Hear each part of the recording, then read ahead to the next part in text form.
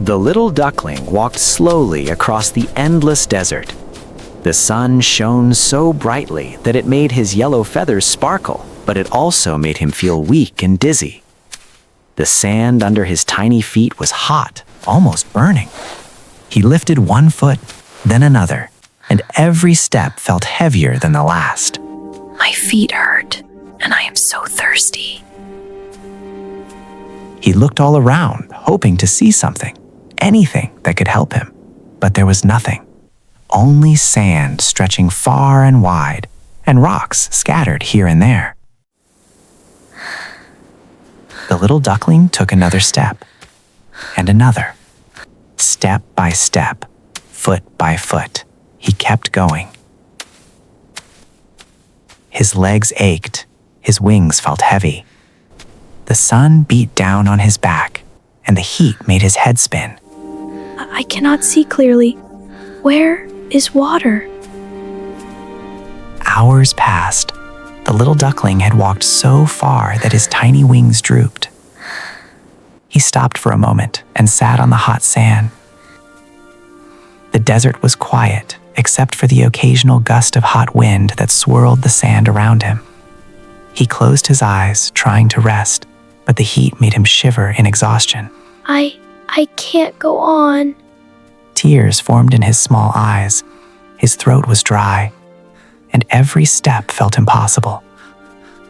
He lay down on the sand for a moment, trying to gather the little strength he had left.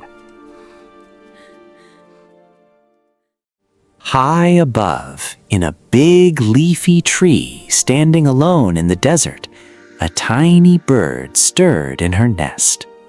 She stretched her wings and yawned. The morning sun had already warmed the branches, and she felt the gentle heat on her feathers. She blinked her sharp eyes and scanned the desert around her. Suddenly, she noticed a small yellow shape moving far away. It struggled slowly across the hot sand. Oh! Is that a duckling? She watched carefully. He looks so tired. And he's all alone. I have to help him. The tiny bird hopped carefully from one stone to another, fluttering lightly as she made her way across the rocky desert floor. Her little wings helped her balance as she leapt from one rock to the next, moving steadily toward the exhausted little duckling. Don't be afraid, little one. I'm coming to help. The duckling heard a soft chirp behind him and looked up. A small shadow moved above the sand. A tiny bird hovered down, her wings shimmering in the sunlight. Hello there. Are you okay? I am very tired. My feet hurt, and I am so thirsty. I don't know where to go. The tiny bird looked around quickly. Not far from the tree, she noticed a small pond reflecting the sun. There's water! Come with me, little one. You can drink and rest there. The duckling waddled slowly, following the bird's gentle guidance. Every step was difficult, but the sight of water made his heart beat faster. At last, he reached the pond. Water! Finally! He drank slowly, gulp after gulp, feeling relief flood through his small body. The pond's cool water soothed his hot, tired feet. You poor thing. Let me see. Your leg looks hurt. Yes, it hurts a little. I have an idea. I will make a little stretcher so you can rest safely and heal. The tiny bird flew around, gathering dry twigs and a long, flexible vine. She worked carefully, tying the twigs together with the vine to form a tiny bed. There! Now you can lie down without hurting yourself more. The duckling looked at the tiny bed and smiled weakly. Thank you. Thank you so much. The bird gently lifted him onto the stretcher, careful not to hurt his legs. Hold still, little one. I'll take you to a safer place. Okay. The duckling felt the gentle sway of the stretcher as the bird carried him toward her nest in the big tree.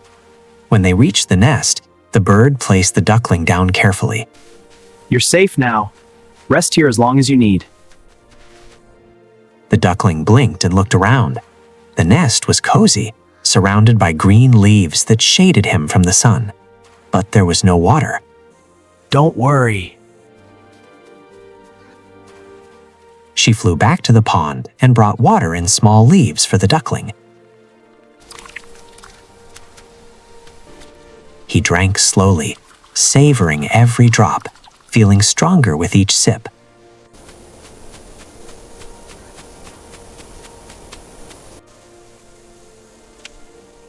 Then the tiny bird brought some fruit. Here, eat this. You need energy to get better. The duckling nibbled the fruit happily. It tastes so good, thank you.